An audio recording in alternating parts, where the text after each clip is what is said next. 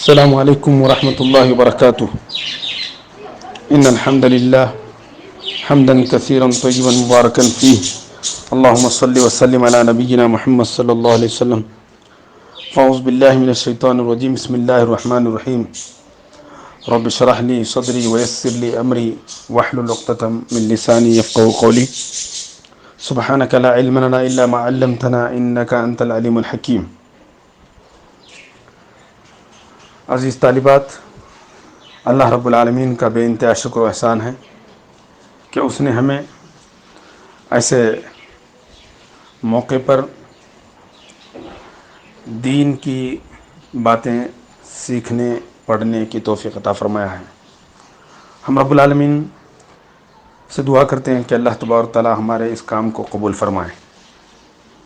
عزیز طالبات، خلاصہ تفسیر قرآن کا یہ پہلا درس آپ کے سامنے پیش خدمت ہے، جو پہلے پارے میں 3 حصوں میں تقسیم کیا گیا اس کو. تو آج سورہ فاتحہ کے ساتھ سورہ بقرہ کا کچھ حصہ، جو پہلا پارہ 16 رکوع پر مشتمل ہے، اس میں سے پاؤ حصہ کی تفسیر آپ کے سامنے کی جا رہی ہے. آپ اس کو بغور سماعت فرمائیں. السلام علیکم ورحمۃ اللہ وبرکاتہ. ان الحمد للہ حمدا کثیرا طیبا مبارکا فیہ. اللہم صلی وسلم علی نبینا محمد صلی اللہ علیہ وسلم.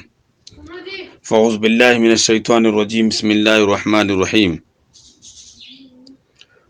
رب اشرح لی صدری ویسر لی امری واحلل عقدۃ من لسانی یفقہوا قولی. سبحانک لا علم لنا الا ما علمتنا انک انت العلیم الحکیم. عزیز طالبات، خلاصہ تفسیر قرآن آپ کے سامنے پیش خدمت ہے.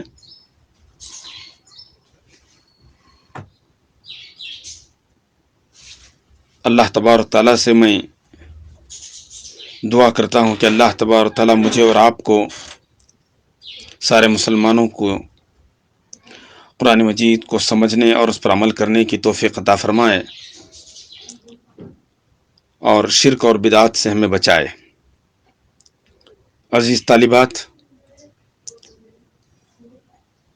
خلاصہ تفسیر قرآن کا پہلا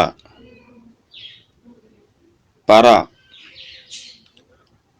آپ کے سامنے پیش کیا جا رہا ہے، جو 16 رکوع پر مشتمل ہے. پارہ نمبر 1 16 رکوع پر مشتمل ہے. پہلے پارے میں 2 صورتیں ہیں، سورۃ الفاتحہ، سورۃ البقرہ. سورۃ الفاتحہ کا خلاصہ یہ ہے کہ سورۃ الفاتحہ کی فضیلت، پہلی صورت ہے یہ جو مکمل نازل ہوئی اور مکہ مکرمہ میں نبوت کے ابتدائی اور دعوت کے خفیہ دور میں نازل ہوئی، جس وقت دعوت خفیہ طور پر دی جاتی تھی، اور یعنی پوشیدہ طور پر دعوت کا کام ہوتا تھا مکہ میں. اس وقت سورہ فاتحہ کا نزول ہوا. نبی کریم صلی اللہ علیہ وسلم نے فرمایا: والذی نفسی بیدی ما انزلت فی التوراۃ ولا فی الانجیل ولا فی الزبور ولا فی القرآن مثلها. رواہ الترمذی اور صححہ البانی رحمہ اللہ. اللہ کی قسم، اللہ کے رسول صلی اللہ علیہ وسلم فرماتے ہیں، قسم ہے اس ذات کی جس میں ہاتھ میں میری جان ہے، ما انزلت فی التوراۃ ولا فی الانجیل ولا فی الزبور، اس جیسی صورت نہ تورات میں نازل ہوئی، نہ انجیل میں، نہ زبور میں، اور نہ ہی فرقان میں. اور دوسری حدیث ہے، اللہ تعالیٰ دوسری آیت اللہ تعالیٰ نے فرمایا: وَلَقَدْ آتَيْنَاكَ سَبْعًا مِّنَ الْمَثَانِي وَالْقُرْآنَ الْعَظِيمِ. سورۃ الحجر 14واں پارہ.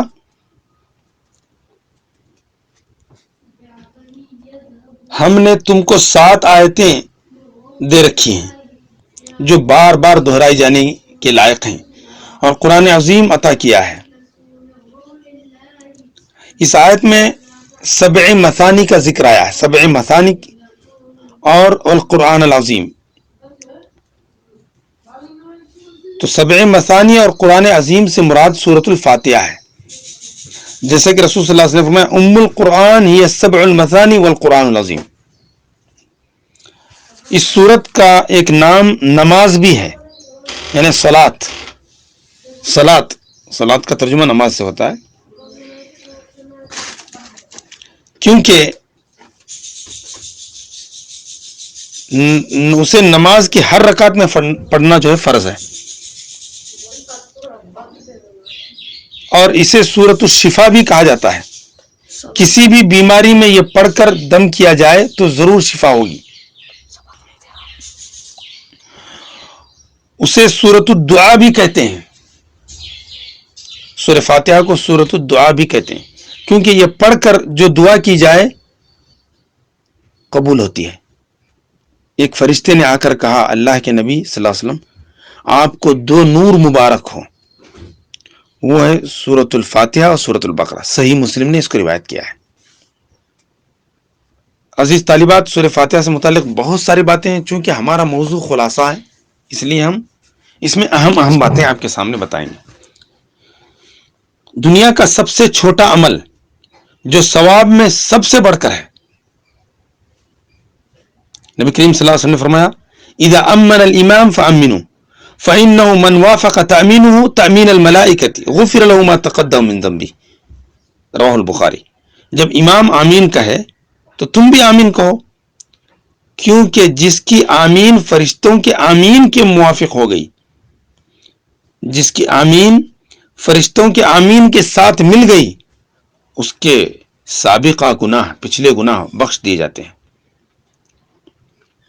قرآن مجید پڑھنے والے جانتے ہیں پہلا پارہ سورہ فاتحہ کے بعد سورۃ البقرہ سے شروع ہوتا ہے۔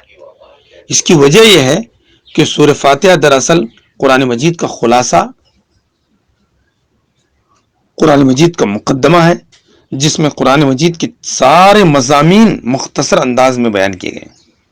مثلا اس سورت میں اللہ تعالیٰ کی تعظیم ہے اور اللہ تعالیٰ کا تعارف اور توحید کی 3 قسمیں، توحید الوہیت، توحید ربوبیت، توحید اسماء و صفات۔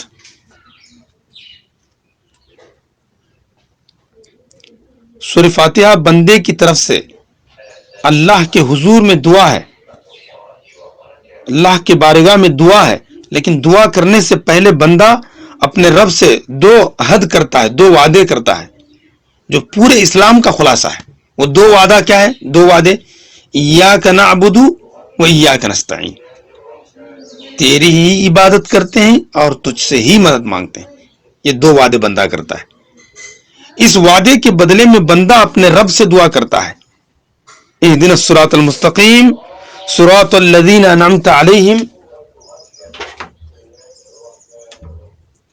غیر المغضوب علیہم ولا الضالین۔ ہمیں سیدھا راستہ دکھا، ان لوگوں کا راستہ جن پر تو نے انعام فرمایا، جو معتوب نہیں ہوئے، جو بھٹکے ہوئے نہیں ہیں۔ بندہ اپنے رب سے سیدھا راستہ مانگ رہا ہے جو انسان کو اس کے مالک تک پہنچا دے، جس پر چلنے والوں پر اللہ خوش ہوتا ہے اور انہیں اپنے انعامات سے نوازتا ہے۔ اس کے علاوہ انسان ان لوگوں کے راستے اور طریقے سے اللہ کی پناہ مانگتا ہے جو گمراہ ہوئے اور اپنی سرکشیوں کی وجہ سے اللہ کے غضب کے مستحق ٹھہرا ہے۔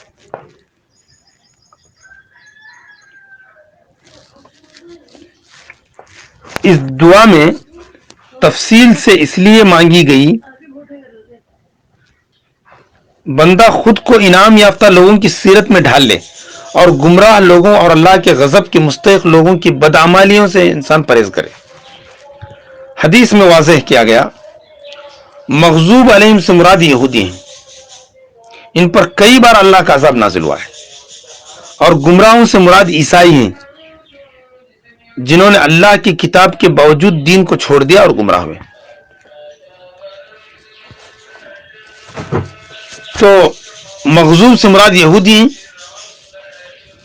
جن پر اللہ کا عذاب نازل ہوا،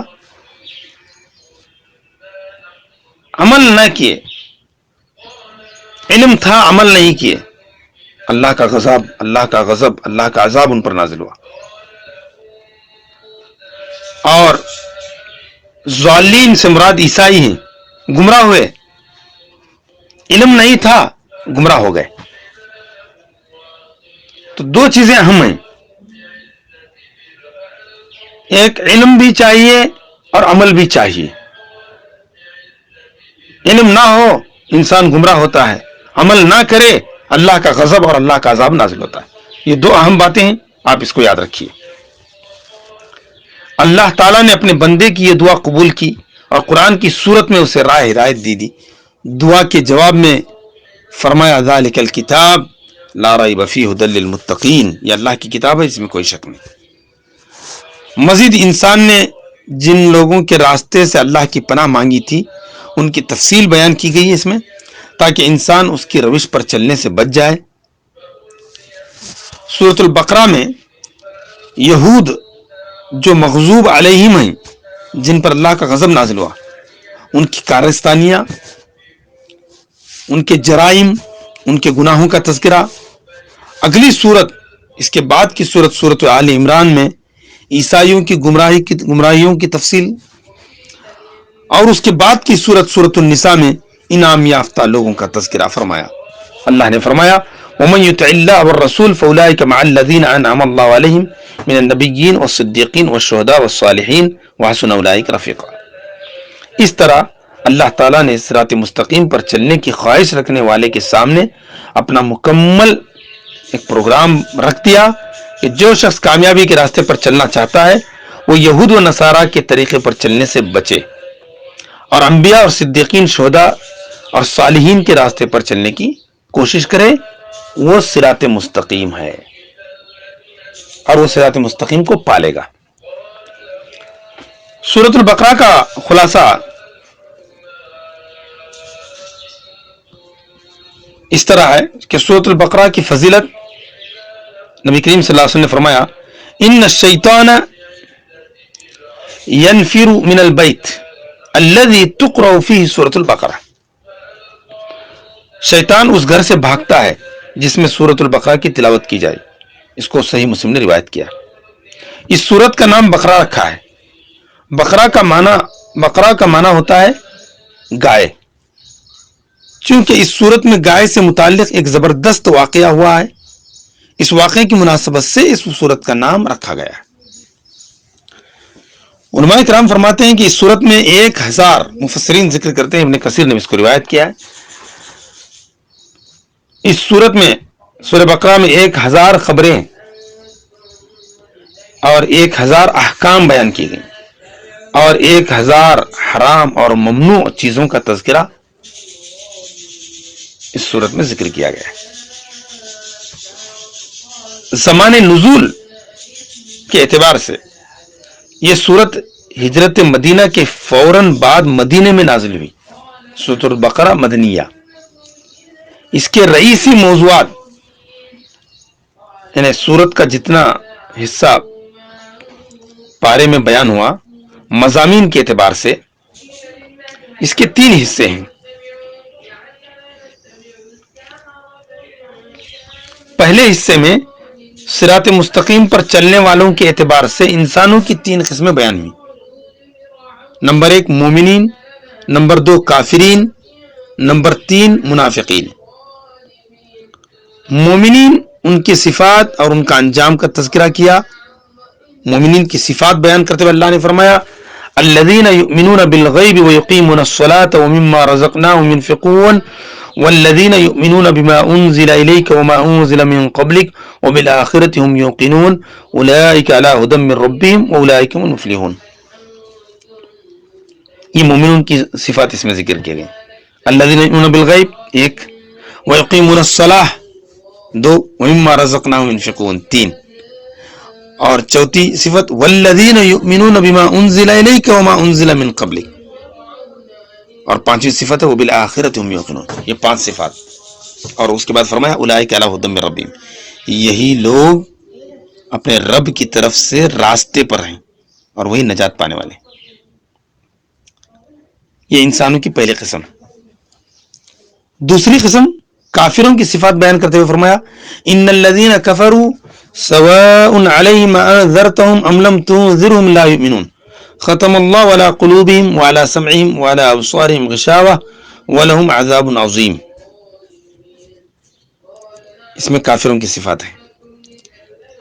کافروں کے لیے برابر ہے ان کو ڈرانا یا نہ ڈرانا، وہ ایمان نہیں لائیں گے. اللہ نے ان کے دلوں اور کانوں پر مہر لگا دی، سکہ لگا دیا، ان کے آنکھوں پر پردہ پڑا ہوا ہے، ان کے لیے بڑا عذاب ہے.